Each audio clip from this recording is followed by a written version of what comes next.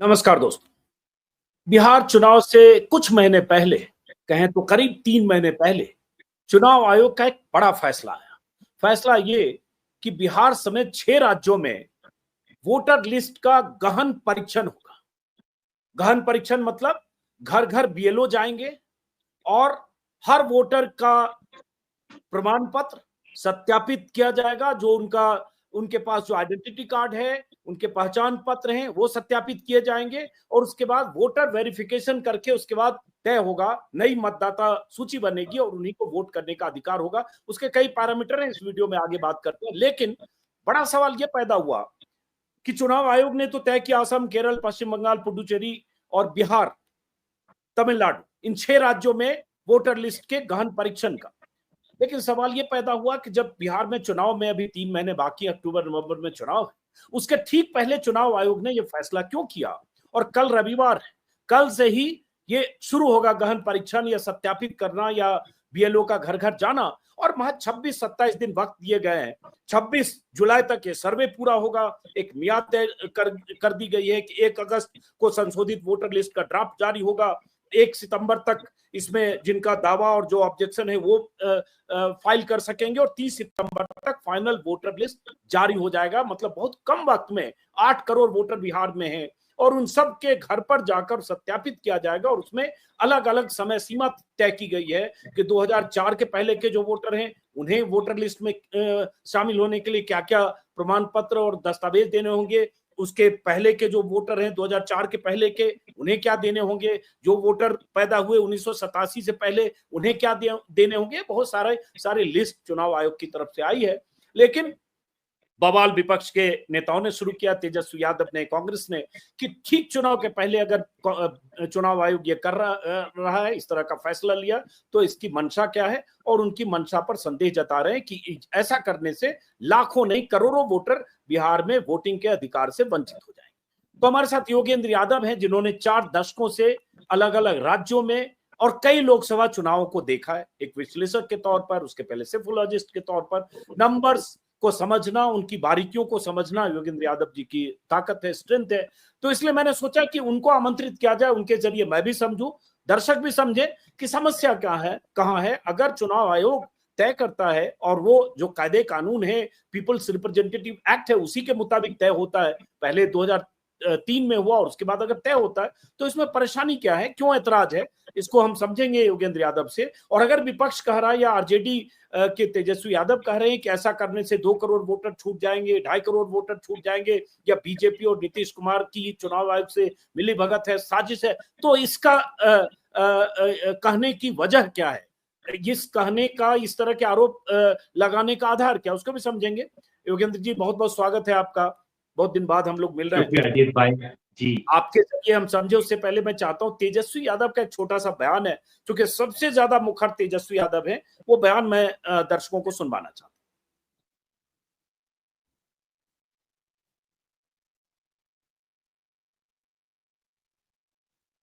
ये अचानक से ये कदम उठाया गया है। पहले ये इलेक्शन कमीशन के शेड्यूल में नहीं था और इतना बड़ा कदम उठाया गया है, हमको याद भी नहीं है कि आखिरी बार इतना बड़ा कदम कब उठाया गया। और ये फिर से फ्रेश वोटर लिस्ट ये जो है बनाएंगे केवल मात्र 25 दिनों के अंदर। ये इम्पॉसिबल है। 8 करोड़ लोगों का आप डोर टू डोर कैसे जाओगे? आप डॉक्यूमेंट्स ऐसे मांगे जा रहे हैं जो गरीबों के पास है ही नहीं। और सबसे पहली बात, ये बाढ़ से हमारा बिहार 73% क्षेत्र जो है वो डूबा रहता है, ग्रसित रहता है, त्रस्त रहता है। लोग अपना जान माल बचाएगा कि इलेक्शन कमीशन को डॉक्यूमेंट उपलब्ध कराएगा, और वो भी ऐसे डॉक्यूमेंट जहां आपको आधार की मान्यता नहीं है, ना मनरेगा कार्ड की मान्यता है। आपको प्रमाणित करना पड़ेगा, अपने माँ बाप का बर्थ सर्टिफिकेट भी देना पड़ेगा। कितने हमारे माता पिता जो गरीब हैं उनका बर्थ सर्टिफिकेट है, कहाँ से लाएंगे वो लोग? ये पूरी तरीके से साजिश है। और जब आखिरी बार ये हुआ था तो लगभग 2 साल लगे थे इस प्रक्रिया को पूरा करने में, तो ये 25 दिन में कैसे प्रक्रिया पूरी कर लेंगे? ये साजिश की बू है। ये नीतीश जी को डर हुआ, भाजपा को डर हुआ कि ये चुनाव हार रहे हैं, तो गरीब, पिछड़ों, दलितों, बहुसंख्यकों का वोट काटो, अल्पसंख्यकों का वोट काटो और जो है साजिश के तहत चुनाव जीतो। चलिए, ये तेजस्वी यादव का बयान है और तेजस्वी यादव लगातार बहुत मुखर हैं और सवाल उठा रहे हैं। चुनाव आयोग की जो भूमिका रही है बीते सालों में, वो कई बार संदिग्ध रही है। वोटर लिस्ट में नाम कटने को लेकर, नाम जुड़ने को लेकर राहुल गांधी से लेकर तमाम विपक्ष के नेता आरोप लगाते रहे और अब बिहार में चुनाव सिर्फ 3 महीने। तो योगेंद्र यादव जी, पहले आपसे हम समझना चाहेंगे पूरी प्रक्रिया, और इस प्रक्रिया में क्या पेचीदगी है जिसकी वजह से आशंकाएं पैदा हो रही है। शुक्रिया अजीत भाई। देखिए, साजिश से तो मैं अपनी बात शुरू नहीं करना चाहूंगा। साजिश की बात हो सकती है, तेजस्वी यादव कह सकते हैं। मैं सिर्फ इतना कह के अपनी बात शुरू करना चाहता हूं कि चुनाव आयोग का ये जो निर्णय है, ये अभूतपूर्व है, ये अप्रत्याशित है, ये असंभव है, और इससे भी बड़ी बात ये कि ये अलोकतांत्रिक और असंवैधानिक है। ये एक एक शब्द मैं बहुत सोच के कह रहा हूं और एक एक शब्द के पीछे मैं तर्क दे सकता हूं। पहली बात जो समझनी चाहिए, कितना कितना अभूतपूर्व ये निर्णय है। जो अखबार में हम पढ़ते हैं साधारण लोग, हम सबको लगता है, मुझे भी पहले दिन लगा कि भाई चुनाव आयोग वोटर लिस्ट में जितनी भी गड़बड़ियां हैं उसकी इस बार थोड़ी गहन छानबीन कर रहा है। और एक साधारण नागरिक के रूप में मुझे लगा चलो यार, अच्छी बात है, जितनी गहन छानबीन हो उतना ही अच्छा है। जितने फर्जी वोटर निकले अच्छी बात है, इसमें क्या बुरी बात हो सकती है, आप गहन छानबीन करें। अगले दिन जब मैंने नोटिफिकेशन देखा तो मुझे समझ आया, ये आज की वोटर लिस्ट की छानबीन नहीं है। बिहार में इस वक्त जो वोटर लिस्ट है, जो कि दिसंबर जनवरी के महीने में जिसकी छानबीन हो चुकी है, जो है सारी वोटर लिस्ट को खारिज कर दिया गया है और अब बिल्कुल एक कोरे पन्ने पे नए सिरे से वोटर लिस्ट बनेगी। ये बात समझना बेहद जरूरी है। अब कोरे पन्ने पे नए सिरे से बिहार में वोटर लिस्ट बनेगी, जो वोटर लिस्ट है वो खारिज हो चुकी है। ये अप्रत्याशित, ये अभूतपूर्व इसलिए, चुनाव आयोग कहता है पहले 10 बार ऐसा हो चुका है, 2003 तक ऐसा हो चुका है। इसमें चालाकी है इस बात के अंदर, क्योंकि दरअसल क्या हुआ करता था, पहले चुनाव आयोग की प्रक्रिया होती थी कि वो इंटेंसिव गहन रिविजन करती थी, जिसमें बिल्कुल कोरे पन्ने पे नए सिरे से किया जाता था।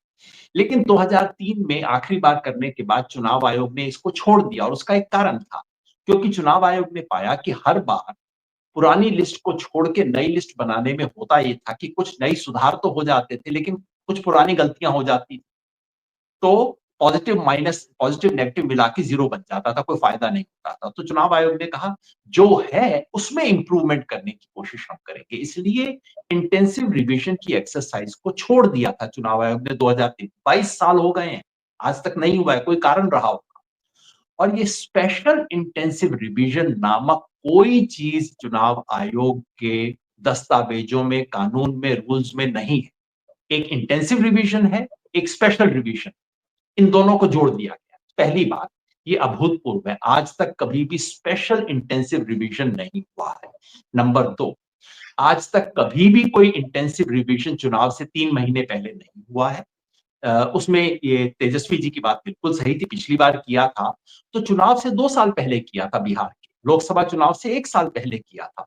नए कोरे कागज पे नई वोटर लिस्ट बनाएंगे चुनाव से 2.5 महीना पहले, ये अभूतपूर्व है। और तीसरी चीज जो सबसे बड़ी है अजीत भाई, आज तक कभी भी वोटर के कंधे पे जिम्मेवारी नहीं डाली गई है कि तुम फॉर्म भरो, तुम सर्टिफिकेट दो, तब तुम्हारा नाम शामिल होगा, नहीं तो नाम ही शामिल नहीं होगा। ये अमेरिकी सिस्टम है, ये ब्रिटेन और इंडिया का सिस्टम नहीं है। अमेरिका में वोटर की जिम्मेवारी होती है कि तुम अपना फॉर्म भरो, तुम अपने सर्टिफिकेट दो, तब तुम्हारा रजिस्ट्रेशन होगा, नहीं तो नहीं होगा।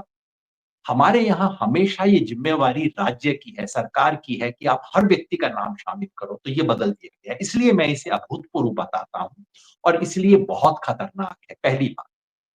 नंबर 2, इसको मैं अचानक, ये जो अप्रत्याशित क्यों बताता हूं, वो इसलिए अजीत भाई कि दिसंबर जनवरी के महीने में चुनाव आयोग ने पूरे देश की मतदाता सूचियों का परीक्षण किया है, जिसको समरी रिवीजन कहा जाता है। बिहार में भी हुआ, 4 लाख नाम जुड़े, कोई लाख से कम नाम कटे, सब कुछ हो चुका है। अगर आपको ये लगता था कि बिहार में आपको नए सिरे से बनाने की जरूरत है, तो भाई दिसंबर के महीने में क्यों नहीं शुरू कर लिया आपने? आपको जनवरी तक ज्ञान नहीं था कि आप ऐसा करना चाहते हैं? पिछले महीने चुनाव आयोग ने बाकायदा प्रेस कॉन्फ्रेंस करके कहा कि हम अब नए चुनाव आयुक्त आ गए हैं, 18 नए तरह की चीजें हम करेंगे, देश के चुनाव में हम सुधार करेंगे, पार्टियों से कंसल्टेशन करेंगे। उस 18 की सूची में इसका जिक्र ही नहीं है। यानी कि 4 हफ्ते पहले तक भी किसान चुनाव आयोग को पता नहीं था कि देश में इतना बड़ा चेंज की जरूरत है। और अजीत भाई, ये केवल 6 राज्यों पे नहीं है, चुनाव आयोग का नोटिफिकेशन साफ-साफ कहता है कि ये पूरे देश में होगा। शुरुआत में बिहार में होगा, उसके बाद इन 6 राज्यों में होगा, उसके बाद बाकी देश में होगा। तो आपको 1 महीना पहले तक पता नहीं था कि पूरे देश की सारी वोटर लिस्ट आप नए सिरे से बनाना चाहते हैं। आप 18 चीजों की सूची बताते हैं और उसमें इसका नाम नहीं है। ये क्या हुआ है?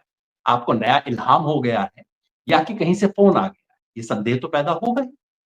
तो इसलिए ये प्रत्याशित है। मगर सबसे बड़ी बात जो मैं कह रहा था, असंभव है। अब किसी चीज को असंभव बताना बहुत बड़ी बात होती है और इस शब्द का हल्के से इस्तेमाल नहीं करना चाहिए। लेकिन अब आप देखिए, बिहार आप भी जानते हैं, मैं आपसे कम जानता हूं बिहार, लेकिन घूमता रहता हूं मैं भी आपकी तरह। अब आप बताइए, 24 तारीख को दिल्ली से नोटिफिकेशन जारी होता है ये वाला। इससे पहले बिहार में किसी को पता नहीं है कि होने वाला। और इस नोटिफिकेशन में कहा जाता है कि 25 तारीख से ये प्रक्रिया शुरू हो जाएगी। साफ लिखा हुआ है, मैं सब अपने मन से नहीं बता रहा, ये नोटिफिकेशन में लिखा हुआ है। 24 को जारी हुआ है और 25 तारीख से प्रक्रिया शुरू हो जाएगी। तो बिहार के सारे लोग बैठे हुए थे कि चुनाव आयोग अचानक शाम को कुछ इशू करने वाला है, अगले दिन से हम काम। और अब आपको मैं बताता हूँ क्या क्या काम होने वाले हैं। नंबर 1, बिहार के हर बूथ का बूथ लेवल ऑफिसर नियुक्त होगा। अब काफियों में नियुक्त ऑलरेडी होगा, लेकिन जैसा हिंदुस्तान में होता है, कोई 1/3 1/4 खाली पड़े होंगे, उनकी नियुक्ति होगी। नंबर 2, उन सबकी ट्रेनिंग होगी। और ये बीएलओ कितने होंगे? जितने बिहार में बूथ हैं। अब इसका आप अनुमान लगा लीजिए, मैं इस वक्त मेरे पास आंकड़े नहीं है, कोई 20-30 हजार तो कम से कम होंगे बिहार के बूथ।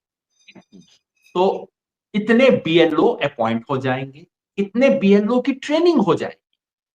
फिर ये सारे बीएलओ हर पॉलिटिकल पार्टी का हर बूथ पे पोलिंग बूथ एजेंट जो, और एजेंट सिर्फ चुनाव के दिन नहीं, बीएलए की अपॉइंटमेंट पार्टियां कर सकेंगी। और ये बीएलओ लोग मिलके इन बीएलए की ट्रेनिंग कर देंगे, जनता तक संवाद पहुंचाएंगे और उसके बाद हर घर में जाके फॉर्म देंगे। हर घर में फॉर्म दिया जाएगा, बताया जाएगा ये फॉर्म है, आपको भर के देना है। फिर बिहार के हर घर में 8 करोड़ मतदाता हो सकते हैं बिहार में टोटल संख्या। ये 8 करोड़ लोग अपना अपना फॉर्म भर के, उसमें फोटो चिपका के, उसमें सिग्नेचर करके और सारे डॉक्यूमेंट नथी करके देंगे। और उन 8 करोड़ फॉर्म को कंप्यूटर के ऊपर चढ़ा दिया जाएगा, अपलोड कर दिया जाएगा। और ये सारा जादू पता है कितने दिन में हो जाएगा?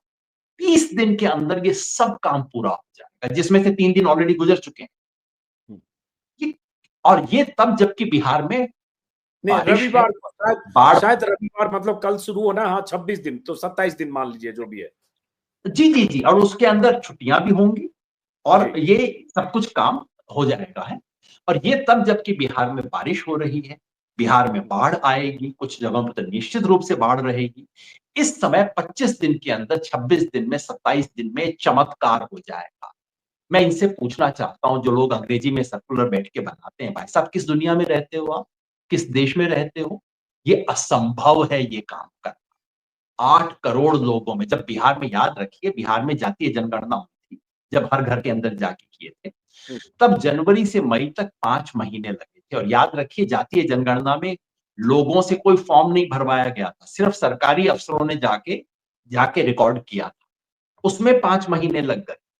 जबकि आप लोगों से फॉर्म भरवा रहे हैं, ये कैसे होगा? असंभव काम है भाई। अच्छा ये बताइए, एक तो आपने टाइमलाइन को लेकर आपको लगता है, वही तेजस्वी यादव कह रहे हैं 26-27 दिन में कैसे होगा, जिसको आप असंभव बता रहे हैं, उस पर भी हम आगे बात करते हैं। लेकिन जो क्राइटेरिया बनाया कि 1 जुलाई 1987 से पहले हुआ तो आपको ज्यादा परेशानी नहीं है, लेकिन 1987 से 2004 के बीच है तो माता पिता की जन्मतिथि और जो भी जन्मतिथि, जन्मस्थान प्रमाण करने के दस्तावेज देने। लेकिन असली समस्या तब है जब 2 दिसंबर 2004 के बाद जन्म हुआ, तो मतलब नए वोटर भी और उसके पहले। तो इस पेचीदगी का भी बताइए कि आपको इसमें कहां पेचीदगी लगती है? अगर कुछ सादी भाषा में मैं समझा देता हूं भाई, ये बहुत, क्योंकि सरकारी भाषा इतनी पेचीदगी भरी होती है, सिंपल भाषा में मैं बता देता हूं। आप बिहार के वोटर हैं, आप 4 में से किसी एक कैटेगरी में हो सकते हैं। या तो आपकी उम्र 38 साल से ज्यादा है, यानी कि आप 1987 से पहले पैदा हुए थे और आपका नाम सन 2003 की वोटर लिस्ट में है। आपका नाम उसी जगह पे है जहां आप आज रह रहे हो और आपके नाम की स्पेलिंग भी वही है जो कि पहले थी। तब आपको फॉर्म भरना होगा। फॉर्म हर एक को भरना होगा क्योंकि अब वोटर लिस्ट खत्म हो गई, अब पूरा कागज है। आपको एक फॉर्म भरना होगा, फॉर्म में अपना सिग्नेचर करना होगा, डिटेल्स देने होंगे, साधारण सी डिटेल है, सिंपल सा फॉर्म है और उसमें फोटो लगाना होगा, सिग्नेचर करना होगा और 2003 की लिस्ट का फोटोकॉपी उस पेज का देना होगा जिसमें आपका नाम है। तो उनकी सबसे सस्ते में छुट्टी हो जाएगी, बहुत सस्ते में उनकी भी नहीं होगी लेकिन हो जाएगी, ये मानते हुए कि आपका नाम अजीत अंजुम ही वहां लिखा है। अगर अजीत कुमार लिखा है, अजीत सिंह लिखा है तो गड़बड़ हो जाएगी भाई। आपका नाम एग्जैक्टली वही हो तो ये कितने लोग होंगे? 8 जो कि करोड़ मेरे में साथ से इंटरेस्टिंगली है, हालांकि मैं यूपी का वोटर हूँ। इंटरेस्टिंगली है कि मेरे सर्टिफिकेट में और शुरुआती वोटर लिस्ट में अजीत कुमार ही लिखा था, अंजुम बाद में मैं। एग्जैक्टली। हाँ, शादी के मेरे बाद गांव में मेरा नाम शादी के के पहले नाम 2 बदल शब्द लेते हैं। हैं, पति का सरनेम या पति का फर्स्ट नेम लगाती हैं महिलाएं। देश देवी भर में ये होता है भाई, ये कौन, ये हिंदुस्तान है, हम नहीं जानते यहाँ क्या होता है। मेरा नाम कभी योगेंद्र सिंह लिखा होता है जो कि मेरा ऑफिशियल नाम में है, योगेंद्र सिंह लिखा होता है, कभी योगेंद्र यादव लिखा होता है, कभी खाली योगेंद्र लिखा होता है। पिताजी का नाम कभी देवेंद्र सिंह होता है, कभी देवेंद्र सिंह होता है, कभी देवेंद्र यादव होता है, सब बदलते रहते हैं।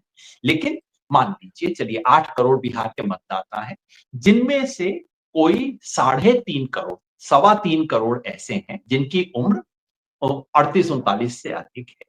तो मान लीजिए उन 3.25 करोड़ में से मान लीजिए 3 करोड़ को कोई दिक्कत नहीं है, उनका नाम एग्जैक्टली वही है, वही जगह पे है, 2003 की वोटर लिस्ट उनको मिल गई, वो नत्थी कर देंगे पेज में, कहेंगे सर्टिफिकेट मेरा हुआ, उनका दावा पूरा हो। समस्या अब शुरू होती है, इसको आप समस्या ना मानिए, ये तो छोटी समस्या है। जो 25 लाख बच गए जिनकी उम्र तो 38-39 से अधिक है लेकिन जिनका नाम संयोग से 2003 में नहीं था, उनको ये साबित अपना प्रूफ देना होगा कि मैं अपना बर्थ और अपना बर्थ डेट और अपना बर्थ प्लेस, तारीख और स्थान देना पड़ेगा, इसका प्रूफ देना पड़ेगा। प्रूफ क्या है मैं अभी 2 मिनट में आता हूं। तो वो प्रूफ देना पड़ेगा, ठीक है, उनका काम। तो उन्हें सर्टिफिकेट के साथ ये नत्थी करना पड़ेगा, प्रूफ अपना। जिनकी उम्र 38 वर्ष से कम है, यानी कि जिनका जन्म 1987 के बाद हुआ था, लेकिन जिनकी उम्र 20 से फालतू है, 1987 से लेकर 2003 के बीच में, 2004 के बीच में जिनका जन्म हुआ, उनको अपना सर्टिफिकेट तो देना ही पड़ेगा, अपने माँ या बाप किसी एक का सर्टिफिकेट भी देना पड़ेगा। अब याद रखिए, आपको माँ या बाप का जन्म स्थान और जन्म की तिथि का प्रमाण देना पड़ेगा। तो सोच लीजिए क्या होगा इसका मामला। ये बिहार में कम से कम 4 करोड़ लोग ऐसे हैं जो कि इस कैटेगरी में आ जाएंगे। उसके बाद चौथी कैटेगरी बचेगी, जो लोग 2004 के बाद पैदा हुए, यानी कि जिनकी उम्र 18, 19 या 20 साल की है, क्योंकि वो भी वोट दे सकते हैं इस साल। उनको अपना प्रमाण पत्र तो देना ही होगा, उनको माता और पिता दोनों का प्रमाण पत्र देना होगा। ठीक है, तो अब 4 तरह के लोग हो गए जिनको किसी प्रमाण पत्र की जरूरत नहीं है, जिन्हें केवल अपना देना पड़ेगा, जिन्हें अपना और माँ या बाप में से किसी एक का देना होगा, जिनको अपना और माँ बाप दोनों का देना होगा। तो बिहार के केवल 3 करोड़ लोग पहली कैटेगरी में हैं जिन्हें प्रमाण पत्र देने की जरूरत नहीं है, 2003 की फोटोकॉपी देने से काम चल जाएगा। बाकी 5 करोड़ दूसरी कैटेगरी में आएंगे, अलग अलग तीनों में से किसी एक, दूसरी, तीसरी, चौथी में आएंगे। अब सवाल है प्रमाण क्या होगा। यही सबसे बड़ा पेच है और सबसे खतरनाक चीज है, इसलिए मैं इसे अलोकतांत्रिक कहता हूं, असंभव। आप किसी भी हिंदुस्तानी से पूछिए भाई प्रमाण पत्र दीजिए, वो आपको क्या बताएगा? आपको आधार कार्ड निकाल के दे देगा। दिन रात आपको बताया जाता है आधार कीजिए, आधार लिंक कीजिए, बैंक को एक आधार लिंक कीजिए, फला को आधार कीजिए। आधार कार्ड अमान्य होगा। बिहार के 88% लोगों के पास आधार कार्ड है। आधार कार्ड एकमात्र चीज है इस वक्त इस देश में जो कि सबसे अधिक लोगों के पास आइडेंटिटी कार्ड, वो अमान्य होगा। चुनाव आयोग का एपिक कार्ड जो है, फोटो आइडेंटिटी कार्ड, वो भी अमान्य होगा। तीसरी चीज कौन सी होती है जो लोगों के पास सबसे ज्यादा होती है? Ration card. राशन कार्ड भी अमान्य होगा। तो तीनों आपके आइडेंटिटी प्रूफ जो है जो बिहार में अधिकांश लोगों के पास होंगे, आप कह सकते हैं कम से कम इन तीनों को मिला लें तो 100 में से 90-95 लोगों के पास इनमें से कोई एक चीज जरूर, ये तीनों अस्वीकार कर दिए गए। तो क्या अब आपको चाहिए? आपको पासपोर्ट चाहिए। बिहार के गांव में कितने लोगों के पास पासपोर्ट होता है? आपको सरकार का आइडेंटिटी कार्ड चाहिए, आधार कार्ड नहीं, सरकार जो अपने अपने अपने सर्विस का कार्ड देती है, एम्प्लॉइज को जो कार्ड देती है, कितने लोग एम्प्लॉइज होंगे समझ लीजिए। उसमें मैंने देखा 11 की लिस्ट है, लेकिन 11 में से 3 है जो कि सामान्यतः लोगों के पास हो सकते हैं, जिसकी संभावना है। पहला है बर्थ सर्टिफिकेट। तो मैंने चेक करवाया, भाई चेक कीजिए कि बिहार में कितने प्रतिशत लोगों के पास एक्चुअली बर्थ सर्टिफिकेट होता है। और आज का मत चेक कीजिए, सन मैं 2000 चार भाई बहन हूँ, किसी का बर्थ सर्टिफिकेट नहीं है, क्योंकि जी 30 साल पहले, 25 साल 30 साल पहले बर्थ सर्टिफिकेट बनते नहीं थे, बहुत कम जी बनते थे बड़े शहरों में, बड़े अस्पतालों में। एग्जैक्टली। अब इंपॉर्टेंट बात यह है कि आप, कोई कहेगा अरे पुराने जमाने की बात मत करो, मगर याद रखिए यहां आपसे आपके माँ बाप का सर्टिफिकेट मांगा जा रहा है, तो उसी जमाने की हमें बात करनी पड़ेगी जिसकी आप बात कर रहे हैं, है ना। आज के बच्चे की हम बात नहीं कर रहे हैं। सन 2000 से 2001 और 2005 के बीच में बिहार में सरकारी सर्वेक्षण हुआ था, नेशनल फैमिली हेल्थ सर्वे, जिसने चेक किया था कितने बच्चों का जन्म प्रमाण पत्र है परिवार में। 2.8% बच्चों का बिहार में था। देश के बाकी राज्यों में ज्यादा था, बिहार में 2.8 खत्म हो गया, किसी के पास नहीं है। जिसका मतलब है कुछ शहरों में शहरी लोगों के पास होगा, बाकी लोगों के पास नहीं होगा। नंबर 2, आपका matric certificate, school leaving certificate. तो आप या पूछिए आज से 20 साल पहले जिसकी हम बात कर रहे हैं, क्योंकि माँ बाप का पूछा जा रहा है, बिहार में कितने प्रतिशत लोग मैट्रिक पास करते थे उस जमाने में? 13%, 13-14% उतने लोगों के पास। जाति प्रमाण पत्र कितनों के पास है, इसके बारे में काफी मतभेद है, क्योंकि इसके बारे में बिल्कुल वो नहीं है। लेकिन आंकड़ा लगभग ये है 20 से 25% एससी, एसटी, ओबीसी के पास है। एसटी का बिहार में कोई खास मतलब नहीं है। एससी और ओबीसी में 20 से 25% के पास है। जनरल के पास हो ही नहीं सकता जाति प्रमाण पत्र, क्योंकि उनको दिया ही नहीं जाता, है ना। तो कुल मिला के 20। तो मोटी बात ये है कि जो 11 सरकार कहती है जो जो प्रमाण पत्र मान्य होंगे, उनमें से बिहार के जिन 4 करोड़ लोगों को आवश्यकता पड़ेगी, 5 करोड़ को आवश्यकता पड़ेगी, उसमें ज्यादा से ज्यादा 1.25 करोड़ 1.5 करोड़ लोगों के पास वो मिल सकते हैं, उससे ज्यादा के पास है ही नहीं ऐसे कोई प्रमाण। ये बताइए, इसमें जो परेशानी और पेचीदगी है उस पर हम आगे बात करते हैं। कई काउंटर सवाल है जो स्क्रीन पर हम दिखा रहे हैं, जो इलेक्शन कमीशन के नोटिफिकेशन में है कि 1 जुलाई 87 से पहले अगर जन्म हुआ है आपका, तब कुछ खास दिक्कत नहीं है। आपका जन्म तिथि से जुड़ा हुआ कोई दस्तावेज चाहिए, और जो 11 दस्तावेज है उनमें से कोई चाहिए, जो स्क्रीन पर सामने दिख रहा है। अब बात आती है कि 1987 से 2004 के बीच अगर जन्म हुआ, तो वहां है कि वहां माता पिता की जन्म तिथि प्रमाणित करने वाले दस्तावेज चाहिए। यहाँ एक दोनों में से कोई एक चाहिए। कोई एक चाहिए, हाँ, माता पिता जी में से दोनों में से एक चाहिए। उसके बाद आते हैं हम 2004 दिसंबर के बाद अगर जन्म हुआ, तो अगर देखें तो पेचीदगी वहां है ना, जब 2004 के बाद हुआ उनके लिए दिक्कत है। ना ना ना ना, पेचीदगी और सब में है अजित भाई ना। हाँ, देखिए सिर्फ आप देखिए सिंपल, पेचीदगी केवल उसमें नहीं है 8 करोड़ में से 3 करोड़, जहां आपका नाम 2003 की लिस्ट में था। आप सिंपली कहते हो कौशल्या देवी मेरी मां का नाम है, 2003 में उनका नाम था, और ये देखिए ये कौशल्या देवी आज है। आपको ये मैंने फोटो कॉपी दे दी, उनका फोटो लगा दिया, सिग्नेचर करवा दिया, काम खत्म। वहां पेचीदगी नहीं। एक साधारण व्यक्ति के लिए ये भी पेचीदगी है, फॉर्म भरना, फोटो लगाना और वो फोटो कॉपी ढूंढ के निकालना, लेकिन इसे मान लीजिए कोई पेचीदगी नहीं है। बाकी सब में पेचीदगी है अजीत भाई। अगर आपकी उम्र 38 साल से ज्यादा है, यानी कि 1987 से पहले आपका जन्म, के बाद आपका जन्म हुआ है, तो आपको अपने बर्थ सर्टिफिकेट देना होगा। तो पेचीदगी है, आपको अपना जन्म और स्थान का प्रमाण, जन्म स्थान और जन्म तिथि का प्रमाण पत्र देना पड़ेगा।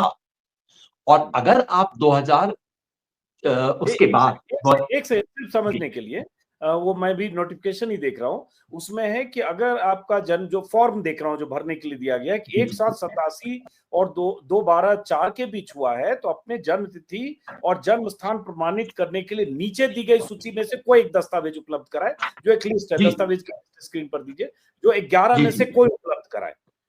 जी जी जी, इसी की तो बात हो रही है। 11 में से कोई एक कैसे आएगा? 11 तो है ही, यही ना। हाँ, देखिए, हाँ, आप भी बिल्कुल ठीक, मैं भी वही देख रहा हूँ, वही वाला प्रमाण पत्र कि ये देखिए, हाँ, ये वाला जो हम देख रहे हैं ना, जी ये बिल्कुल। वाला पेज जो है इसमें देख रहे हैं, तो 4 कैटेगरी है दस्तावेज, स्पष्टतः। हाँ, एक वो जो कि 1987 से पहले पैदा हुआ था। ये सब 3 हाँ, कैटेगरी उनकी हैं जिनका नाम 2003 की लिस्ट में नहीं है। जिनका नाम बिल्कुल, 2003 की लिस्ट में है, स्पेलिंग हाँ, भी वही है, उसी घर में रहते हैं, उनका कोई चक्कर नहीं है, वो सुलझ गया। पर ये केवल 8 करोड़ में से 3 करोड़। हाँ, अब पहली कैटेगरी आती है, वो लोग जो कि 1987 से पहले पैदा हुए थे, यानी कि आज 38 साल से ज्यादा जिनकी उम्र है, लेकिन किसी कारण से उनका नाम 2003 की सूची में नहीं था। उनको अपने फॉर्म के साथ एक प्रमाण पत्र नथी करना होगा, और वो प्रमाण पत्र होगा उनके अपने जन्म का या उनके अपने डेट ऑफ बर्थ। इन तीनों में से किसी एक, establishing date of birth and place of birth, केवल सेल्फ के लिए करना होगा, उन्हें केवल एक प्रमाण पत्र देना होगा। बिल्कुल, बिल्कुल। अगर आप 1987 के बाद पैदा हुए लेकिन 2004 से पहले पैदा हुए, जिसका मतलब है आपकी उम्र 38 और 20 के बीच में कहीं है, तो आपको 2 प्रमाण पत्र नथी करने हैं। एक अपना, और एक एक अपने माता या माँ या पिता। बाप में से किसी एक का, हुँ, है ना? और अगर आपका जन्म 2004 के बाद हुआ लेकिन आप 18 साल से अभी भी बड़े हैं, यानी कि आपकी उम्र 18, 19 या 20 है, तब आपको वोटर। 3 प्रमाण पत्र लगाने होंगे। हाँ, समस्या तो पहले प्रमाण पत्र में ही है। अगर आपको हाँ, अपना भी देना पड़े, हमारे देश में कितने लोग हैं ये जो आप ये सोचिए, वो जो मजदूर है, जो गरीब है, जो प्रवासी है, जो नागालैंड से लेके पंजाब तक, सूरत में, मुंबई में, बेंगलोर में दिहाड़ी का काम करता है, मजदूर है, वापस घर जाता है पूजा के समय, छठ के समय, उनमें से कितनों के पास प्रमाण पत्र होगा? अच्छा, अब अपने एक सवाल जन्म का और समझने इसका। के जी, लिए, क्योंकि मैं भी जी, समझना चाह रहा हूँ, दस्तावेज की स्क्रीन पर ग्राफिक दिखाइए। जी, अगर जी, कह रहे हैं कि 1/7/87 के पूर्व जन्म हुआ है, तो अपने जन्म तिथि स्लैश जन्म स्थान को प्रमाणित करने के लिए नीचे दी गई सूची में से कोई एक दस्तावेज उपलब्ध कराएं। दस्तावेज की लिस्ट बिल्कुल। दीजिए। अब वो जो दस्तावेज 11 है, उसमें तो बैंक के दस्तावेज है, एलआईसी के दस्तावेज है, जो स्क्रीन पर दिए। क्या कंफ्यूजन कर रहे हो आप लोग? ये जो दिया जी, जी, सामने, जी। तो ये तो बैंक वाला या हो सकता है मैट्रिक नहीं होगा, मजदूर है तो कहां से मिलेगा, एससी एसटी है तो मे बी एसटी वाला होगा, पोस्ट ऑफिस का कुछ है तो पोस्ट ऑफिस वाला, ये सब चीज तो होगा ना। नहीं, नहीं, नहीं, नहीं, ध्यान से देखिए, हर चीज में एक पेच है, जिस तरह से कहा गया है। याद रखिए, जो 3 सबसे कॉमन सर्टिफिकेट इस देश में आईडी कार्ड होते हैं, वो इस सूची में नहीं है। जरा देखिए, इसमें राशन कार्ड का सही नहीं करें, जिक्र है, आधार नहीं है, आधार आधार नहीं है, कार्ड का जिक्र है, election ration commission card photo identity card का जिक्र है, नहीं है और ना? राशन कार्ड नहीं। जब ये तीनों चीजें नहीं। हाँ, अब हर चीज को देखिए, इसमें लिखा है any identity card issued by the government local authority. आपको बड़ा सुंदर लगता है कि चलो किसी से काम चल जाएगा। अब आगे देखिए, प्रायर टू 1787, ऐसा आइडेंटिटी कार्ड जो कि 1987 से पहले इशू हुआ हो, वो आपको देना पड़ेगा। बर्थ सर्टिफिकेट तो है ही, पासपोर्ट है, बिल्कुल ठीक है, लेकिन किसके पास पासपोर्ट होता है? आप कह रहे थे बैंक सर्टिफिकेट। बैंक का सर्टिफिकेट वो जिसके अंदर आपकी फोटो लगी हुई है ना, या फॉरेस्ट राइट सर्टिफिकेट। और स्क्रीन आपने वही। कहा ये, जी जी, ये सारी आप लिस्ट पढ़ लीजिए। ये पर मेरा सामने एक सिंपल बता कहना दिया है, दर्शकों के लिए। योगेन जी, मैंने स्क्रीन पर भी दे दिया ताकि दर्शकों को सहूलियत हो कि क्या है समझने के लिए। वही वही लिस्ट है तो चुनाव। हमारे जितने भी बिहार के दर्शक देख रहे हैं, या इस देश में कहीं भी दर्शक देख रहे हैं, आप जिस भी गांव से आते हैं, उस गांव के जिस भी साधारण परिवार को आप जानते हैं, उसकी कल्पना कीजिए, गरीब परिवार को, गरीब, मजदूर, प्रवासी, युवा, उसकी कल्पना कीजिए और पूछिए उसके पास इनमें से कोई एक सर्टिफिकेट होगा? पहली बात ये।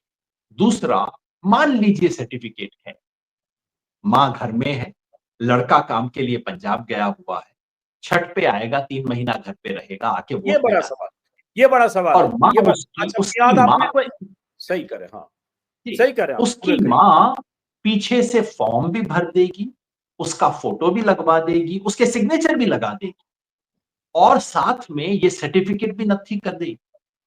तो सबसे बड़ा सवाल सिर्फ ये नहीं है, सबसे बड़ा सवाल यही है कि ये सर्टिफिकेट है ही नहीं और नहीं, ये बड़ा सर्टिफिकेट का सवाल है नाम होना। योगेन जी, सिर्फ दर्शकों को बताने समझाने के लिए, क्योंकि बहुत लोगों को लगेगा कि देखिए ये लोग योगेन जी और आप बैठ गए, एक अच्छी चीज हो रही है कि फेक वोटर्स हैं, फर्जी लोग हैं, उसमें बांग्लादेशी हैं, फला है, ढिमका है, उनको निकालने के लिए हो रहा है, तो उसमें भी आप लोग खुरपेच कर रहे हैं। इसी में कमेंट वीडियो में यही आएगा। तो एक बहुत जेन्युइन बात ये हुई कि मान लीजिए लाखों लोग जो प्रवासी मजदूर हैं, दिल्ली से बाहर काम करते हैं, बंगाल से लेकर, उड़ीसा से लेकर, महाराष्ट्र से लेकर कहीं भी, अब जब मियाद ही इसकी 26-27 दिन रख दी गई कि 26 जुलाई तक ही होना है, 1 साल 1.5 साल अगर चलता तो ठीक है, आदमी छठ में घर जाता है, दिवाली में घर जाता है, किसी समय घर जाता है, वो जाके बीएलओ से मिलेगा और अपना वेरीफाई करने की जो भी प्रक्रिया है उसका हिस्सा बन सकता है। यहाँ एक बड़ी चीज है कि जुलाई है, कोई जो जहां है वो वहीं है, तो ये इस वक्त में वो मैनेज नहीं कर पाएगा कि वो सारे प्रमाण पत्र कहां से खोजे 87 के पहले का,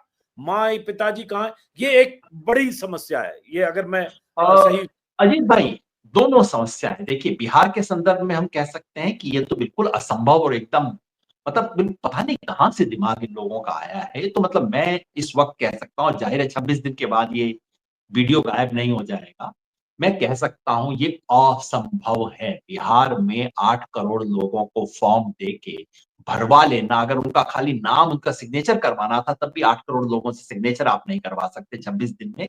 उनसे फॉर्म भरवा के सर्टिफिकेट ले लेना, ये तो खैर असंभव चीज है, और वो भी मानसून के मौसम में। ये तो मतलब पता नहीं किस दिमाग की उपज है, खुराफाती दिमाग की। ये तो असंभव है।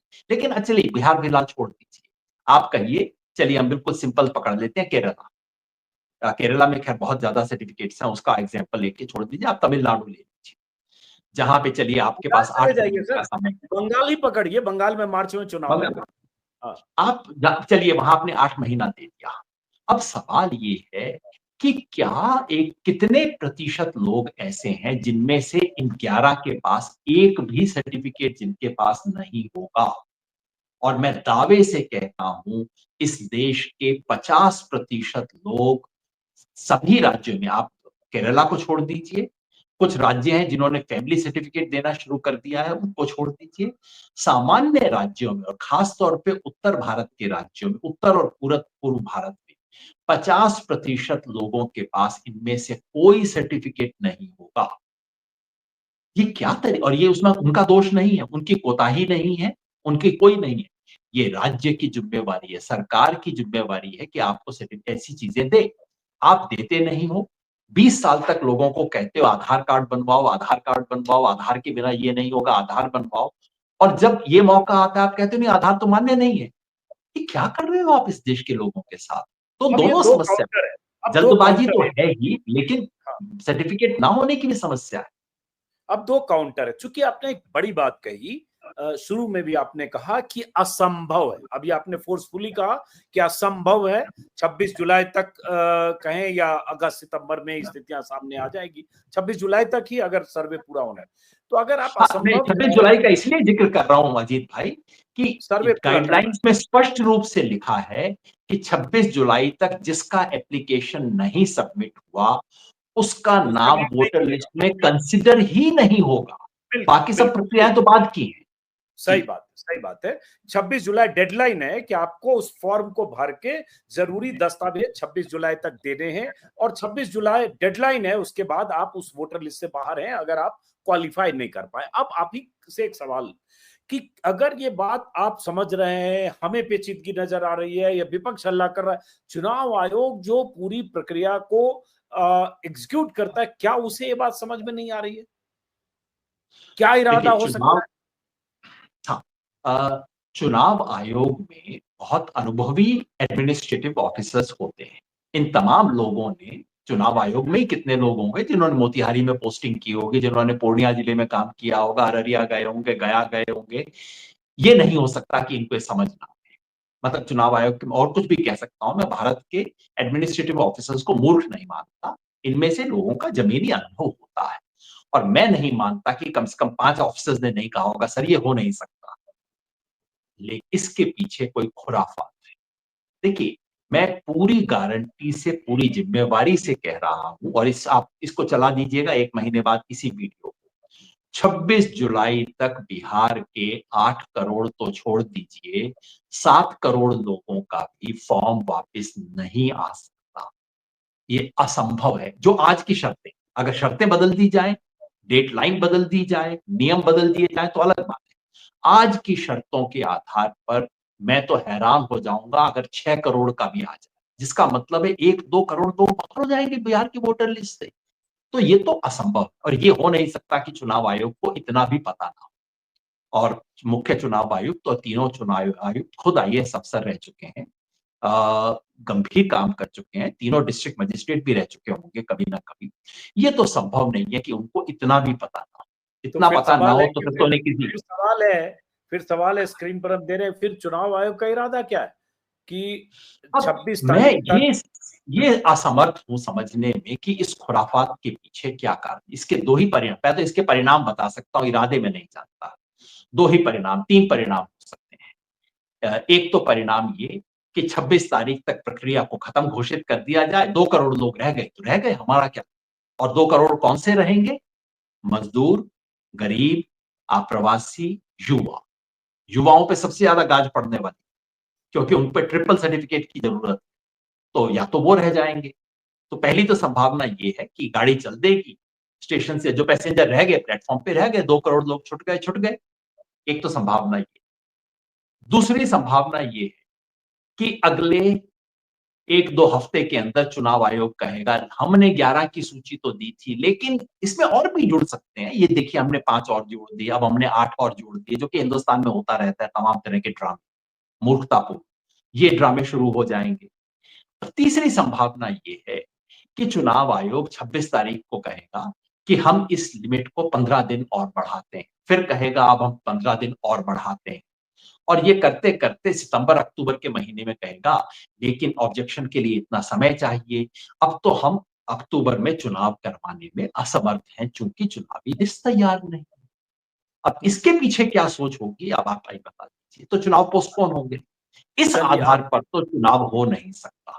आपने 3-4 विकल्प बताया। अब इसके बाद एक फिर सवाल है कि जैसे तेजस्वी यादव सबसे मुखर होकर विरोध कर रहे हैं, अभी शुरू में हमने उनका बयान भी सुनाया, ये तक कि कल भी उन्होंने प्रेस कॉन्फ्रेंस की कि ये बीजेपी, नीतीश कुमार सब मिली भगत साजिश है उनकी। आपने भी कहा कि 2 करोड़ वोटर छूट सकते हैं, 1 करोड़ हो, 1.5 करोड़ हो, 2 करोड़ हो, कुछ भी।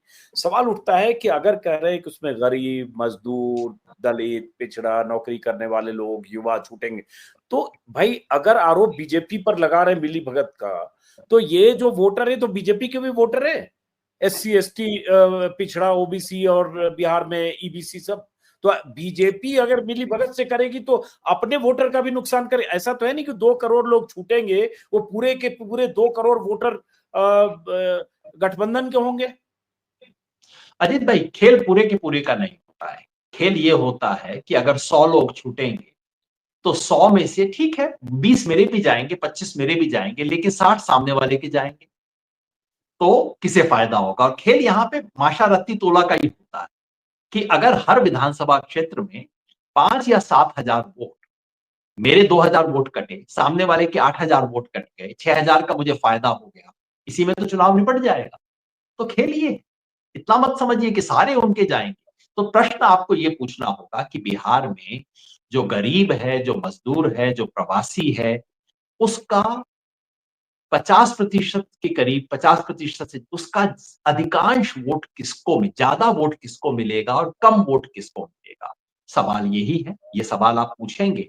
और अगर उसका और वो कौन लोग हैं और ये जो सवाल है, धड़ल्ले से अपना नाम ये शामिल सवाल करवा है दें। कि आप चूंकि नंबर्स के मास्टर हैं, तो फिर ये सवाल है भाई, उधर नीतीश कुमार हैं, उधर बीजेपी है, उधर कुशवाहा है, उधर जीतन राम मांझी हैं, उधर चिराग पासवान है। तो जातीय समीकरण अगर देखें, कास्ट अम्ब्रेला तो बहुत मजबूत है, कुर्मी, कोयरी, मतलब देखिए, अभी कुशवाहा। मैं बिहार के चुनाव का अनुमान नहीं लगाना चाहता, ये हमारे आज के कार्यक्रम का उद्देश्य भी नहीं है। नहीं, मैं मैं सिर्फ वो ये अनुमान कह रहा हूँ।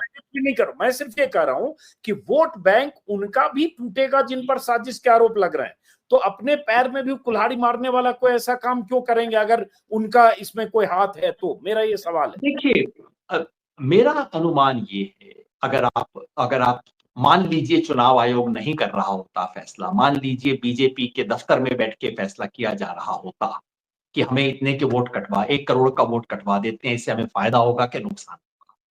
तो मैं ये सोचता कि नंबर 1 ये बताइए, वो कौन लोग हैं जिनका पक्का गारंटी से नाम शामिल होगा ही होगा?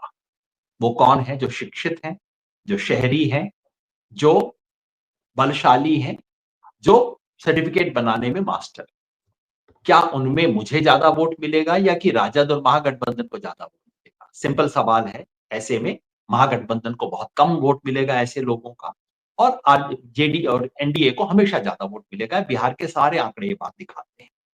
और दूसरे छोर पे वो ले लीजिए जिनका नाम कटना ही कटना है, छुटना ही छुटना है, ऐसी प्रक्रिया।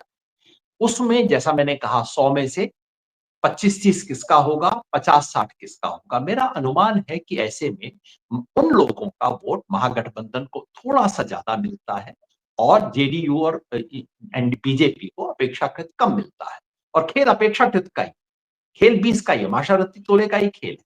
और अगर ये होता है तो अगर बीजेपी के दफ्तर में बैठ के ये फैसला हो रहा होता तो कोई काइया व्यक्ति कहता ठीक है, नुकसान हमारा भी है, नुकसान उनका भी है, लेकिन उनका थोड़ा सा ज्यादा है और 2-5 हजार में मामला निपट जाएगा। और जहां फायदे की बात है, फायदा तो लगभग सारा हमारा ही है, उनका तो कोई फायदा है ही नहीं। तो ये हो सकता है। मैं नहीं कह रहा कि ये फैसला बीजेपी के दफ्तर में हुआ, लेकिन अगर होता तो ये कैलकुलेशन होता। तो इसलिए ये मान लेना कि बीजेपी कोई ये इससे कुल मिला के बीजेपी को नुकसान होगा, ये बात सही नहीं है। और याद रखिए, ये निर्णय केवल बिहार के लिए नहीं है, पूरे देश के लिए निर्णय हो रहा। तो यही बात आप बंगाल पे सोच लागू करके देखिए, यही सवाल आप असम पे लागू करके देखिए, और आप सब तरफ अगर लागू करेंगे तो आप पाएंगे कि जो बीजेपी का कोर कमिटेड वोटर है, उसके इस प्रक्रिया में एक्सक्लूड होने की संभावना नगण्य है। और जो ऑपोजिशन का कमिटेड वोटर है, उसके इस प्रोसेस में एक्सक्लूड होने की संभावना काफी ज्यादा है। और यही खेल है जो हो सकता है। आपने चूंकि बंगाल और असम की भी बात की, बहुत अहम है बंगाल का चुनाव, जहां मार्च में होना है। 30% वहां मुस्लिम वोटर हैं, वो एक इंटैक्ट एन ब्लॉक वोट ममता को जाता है। और वहां ये लोग बार बार बवाल भी करते हैं, घुसपैठिए हैं, बांग्लादेशी हैं, रोहिंग्या हैं, और वहां ये सारे सवाल भी हैं सर्टिफिकेट और दस्तावेज और कागज पत्तर के। तो ये आशंका वहां और ज्यादा फिर प्रबल होगी जब ये सर्वे बंगाल। अजीत भाई, मैं इसे हिंदू मुसलमान की दृष्टि से नहीं देखता, इसलिए कि मुख्यतः जो भी गरीब है, जो भी अनपढ़ है, और क्योंकि जो गरीब और अनपढ़ है उसके पास सर्टिफिकेट होने की गुंजाइश बहुत कम। जहां तक हिंदू मुसलमान की बात है, मेरा अपना अनुमान है कि मुसलमानों में और खास तौर पे बॉर्डर में रहने वाले मुसलमानों के पास सर्टिफिकेट सामान्य से ज्यादा होता है, क्योंकि वो इस पे सजग है, क्योंकि उनको डर है, तो वो अपना सर्टिफिकेट वगैरह का इंतजाम कर करा के रखते हैं। तो अभी हम जानते नहीं, मैं इसे केवल ये नहीं कहता कि ये मुस्लिम वोटर के ऊपर आक्षेप है इत्यादि।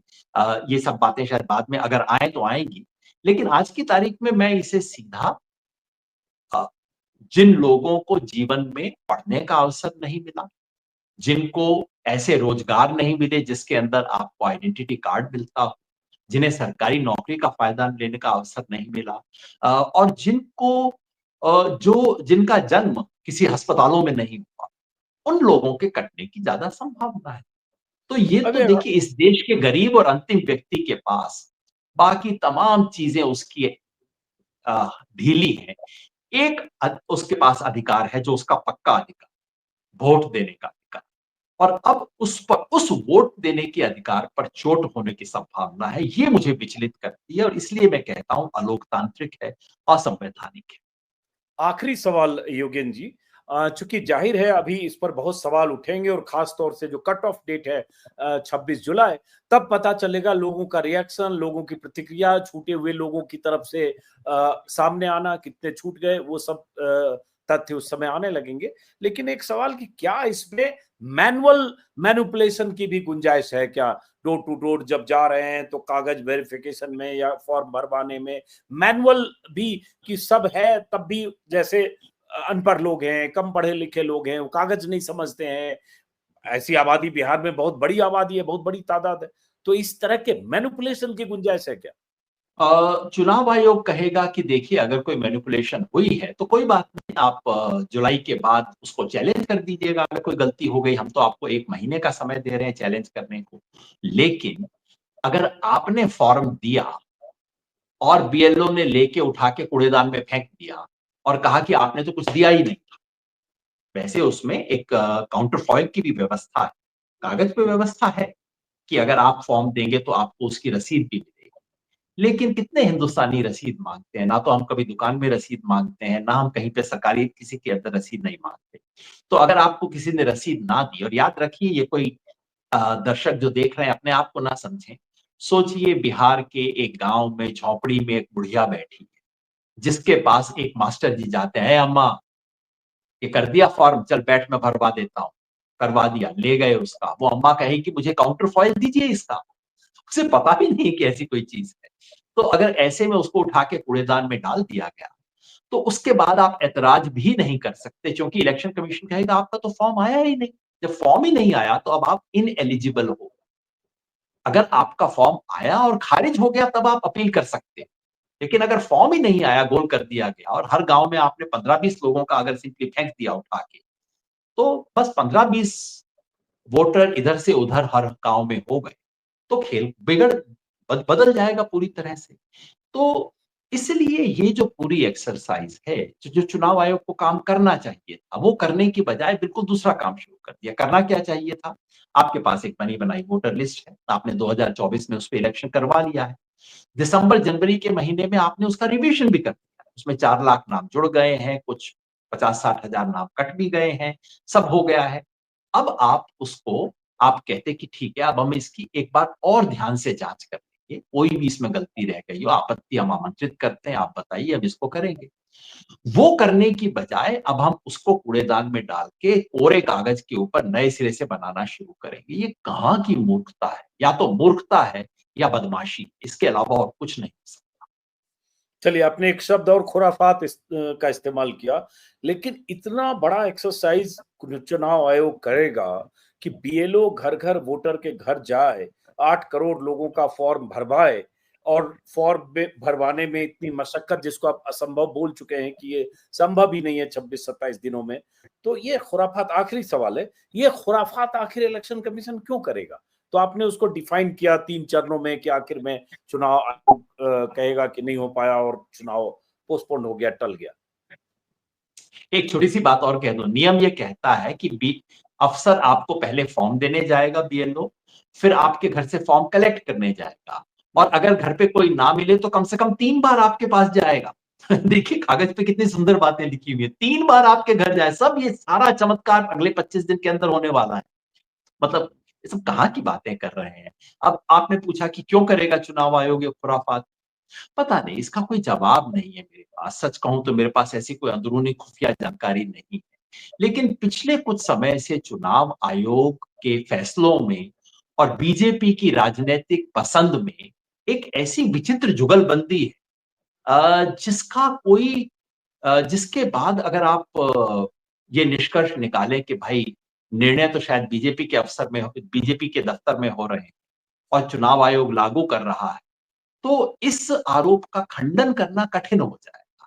कोई आपसे पूछे कि चुनाव आयोग ही 1 महीना पहले कह रहा था कि हम ये 18 चीज़ें बदलेंगे और उसमें सबसे महत्वपूर्ण चीज़ का ज़िक्र नहीं था। अचानक क्या हो गया? तो कोई ना कोई तो सोचेगा भैया हो सकता है कहीं से फ़ोन आया हो। आप ये पूछें कि चुनाव आयोग ने 4000 मीटिंग की राजनीतिक दलों से कंसल्टेशन करने की, चुनाव आयोग खुद कहता है हमने की। और आपने इस चीज़ पे कंसल्टेशन नहीं किया। बाकी तमाम फिज़ूल चीज़ों पे कंसल्टेशन कर लिया। सबसे बड़ा काम जो करने वाले थे, वो पॉलिटिकल पार्टीज़ को भनक भी नहीं लगने दी और आपने कर दिया। इसका क्या कारण हो सकता है? कहीं किसी एक पार्टी के ऑफिस में कंसल्टेशन हो गया था क्या आपका? ये तो सवाल पूछा जाएगा। अब इसका खंडन करना कठिन हो जाएगा। तो पीछे खुरापात की नीयत क्या है? ये आप मुझसे बेहतर बता पाएँगे, लेकिन ये चुनाव सुधार की बात नहीं है। इस देश की चुनाव ये जो वोटर लिस्ट है, उसे सुधारने की बात नहीं है। ये सुधारने के नाम पर ये इंटेंसिव रिविज़न जो है, मैं इसे इंटेंसिव डिसएनफ्रेंचाइज़मेंट कहता हूँ। ये लोगों के वोट के अधिकार को छीनने की पिछले 70 साल की सबसे बड़ी कोशिश है। चलिए, बहुत बहुत शुक्रिया योगेन जी। बहुत सारे सवाल काउंटर होते रहेंगे, क्योंकि अब ये प्रक्रिया अभी शुरू ही हो रही है, तो हम लोग बातचीत करते रहेंगे। बहुत बहुत शुक्रिया, इतना वक्त दिया उसके लिए शुक्रिया। और दर्शकों से भी कहेंगे, आप लोग भी सजग रहिए, खास करके बिहार के दर्शक जो वोटर भी हैं, उनके वोट के अधिकार कायम रहें। अक्टूबर नवंबर में होने वाले चुनाव में मतदान के अधिकार का इस्तेमाल कर सके, इसके लिए जरूरी है कि सजगता के साथ वोटर लिस्ट की प्रक्रिया में शामिल हो, और कहीं दिक्कत परेशानी हो तो अपनी आवाज बुलंद करें, ताकि पता चले गड़बड़ी का। फिलहाल सबको शुक्रिया और नमस्कार।